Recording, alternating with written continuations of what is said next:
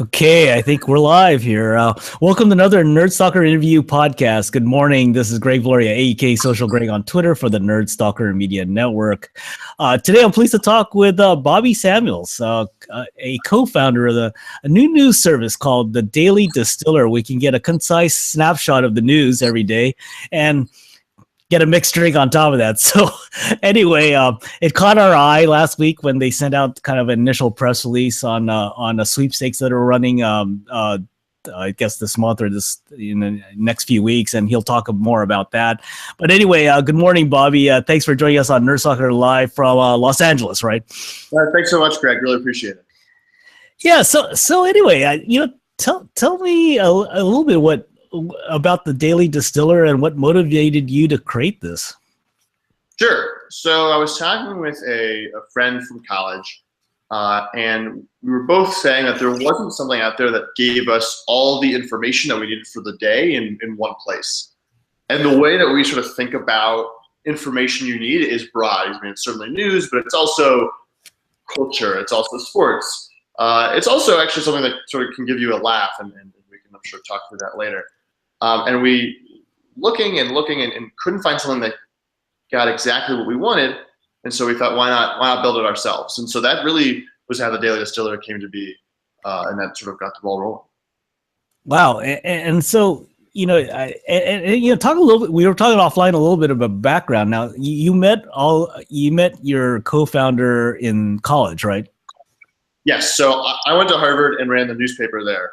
My co-founder went to Harvard and ran the comedy magazine, The Lampoon. And through that, we knew and know a lot of people who were talented writers, talented graphic designers, talented cartoonists. And that sort of formed the basis for the folks that we were able to get on board.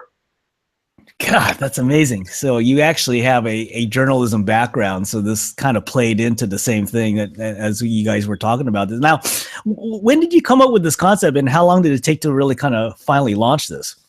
So we came up with the concept probably only 4 or 5 months ago. And then we took 2 months to build it, test, refine, and iterate again.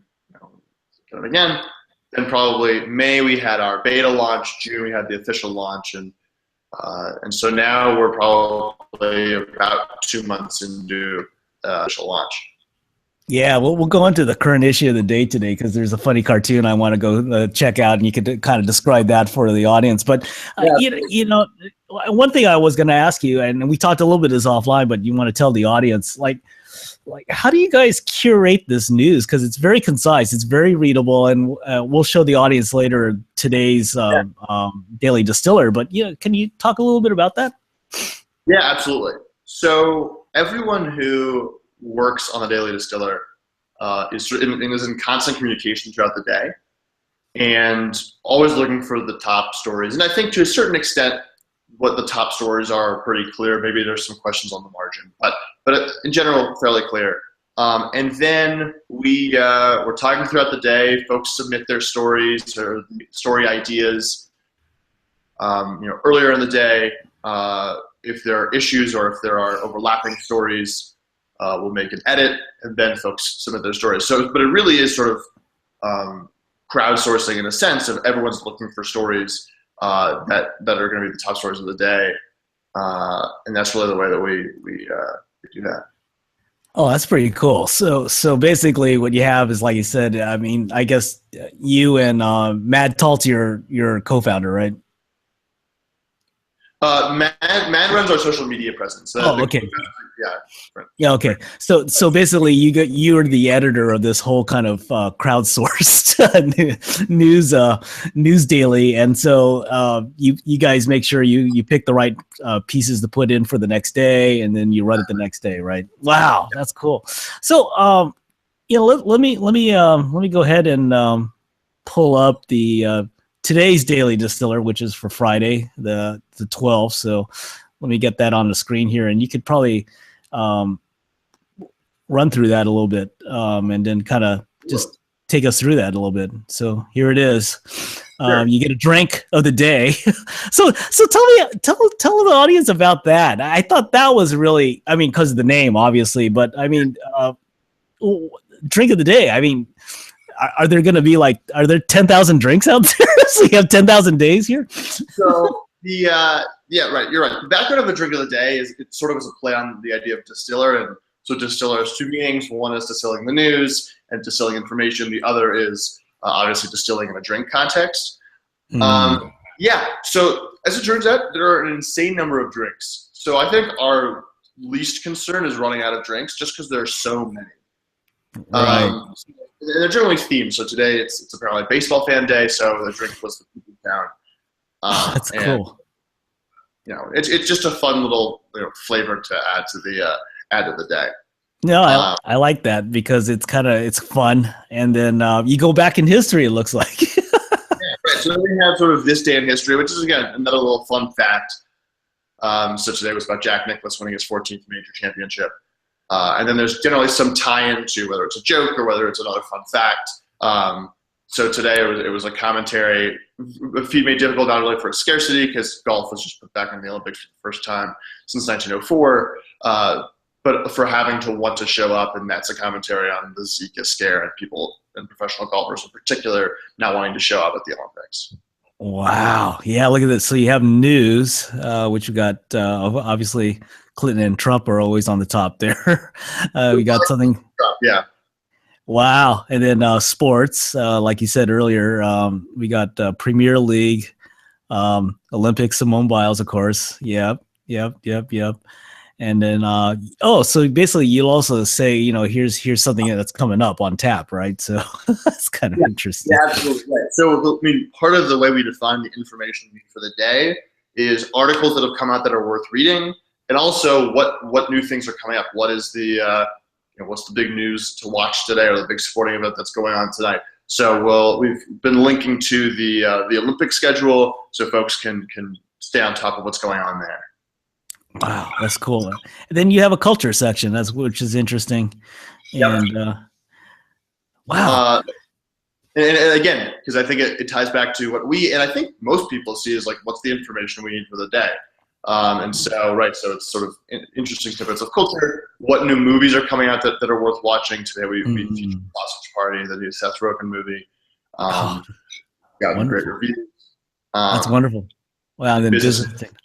Oh, and everyone, you got to see this cartoon. So he said that he's really in touch with some really talented graphic artists, and I like this kind of like old school look they put into like a online newspaper. So it's wonderful. This is so cool. So yesterday, I don't know if everyone was sleeping, but there was a guy climbing up the Trump Tower to try to talk to Donald Trump, I guess. I don't know. And that's what they're trying to do in this cartoon. So maybe Bobby, you could kind of describe this. It's kind of cool. Yeah, sure. So it's a cartoon exactly about the guy who's climbing up the Trump Tower, and also a commentary on the shooting of a gorilla a time back, and just sort of a play on both of those. But yeah, we have cartoons that are featured Monday, Wednesday, Friday, and from as we were saying, talented cartoonists that we're friends with, and that are contributing. But yeah, I thought this was hilarious too. This was oh yeah, this is this is so great. But wow, I think wow, this is, like I said, this is kind of wonderful. I was just kind of like, yeah. We'll also talk about you guys kind of have a sweepstakes that you're kind of running right now, so you want to talk about that? Yeah, absolutely. So we're launching the giveaway. So it's for current subscribers and new subscribers, people who's up through the 19th. And our thought is, we distill the news, but there's some things that are too good to be distilled. And so in particular, what we're doing is running a giveaway for 2 tickets to the musical Hamilton on Broadway, and $1,000 to cover travel expenses. And that's sort of the idea is, right, it's open to new subscribers and new subscribers through next Friday, which is the end of the giveaway, but also it is open to any current subscribers as well. Wow, that's wonderful. Wow, that's great. And now one thing I have to ask you before we close off the interview, this sounds like a fun project. Is there a long-term business strategy around this that you guys kind of thought about this, or how do you see the future moving for the Daily Distiller moving forward? Well, I think the long-term goal would be to build it into some business. I think the initial goal for us, as it is for a lot of early stage companies, is just let's build a user base. And so that's really the focus right now, is just let's get people on board. And luckily, and again, thank you for your kind words. Luckily, when most people see it, they get pretty excited about it, because I think it does meet a need, and I think it is sort of a fun way to start your morning. Yeah, and the need. I think when I read kind of the PR piece that you guys sent out, mass. It said it was targeted towards millennials. Can you talk about that? How the millennials feel about getting their news and what was missing, as you said earlier? Sure. So I think part of it was from this impulse that I mentioned earlier of this, we want something for us. We can't find it, let's build it. And obviously, given that we are millennials, a term that we mentioned on our website we're not thrilled about, but does describe our age group well. We thought, okay, we should build this. We know our target, so let's build it for that. Now, we're not super heavy-handed in sort of the millennial lingo or make it feel like it's really only pertinent to a specific group of people. In fact, interestingly, some of our most dedicated readers are not millennials at all, and are 40 years beyond being millennials. So yes, it is who we write to in a sense, because we are millennials, we know that audience, but I think the appeal has been much broader than that. Wow, that's wonderful, man.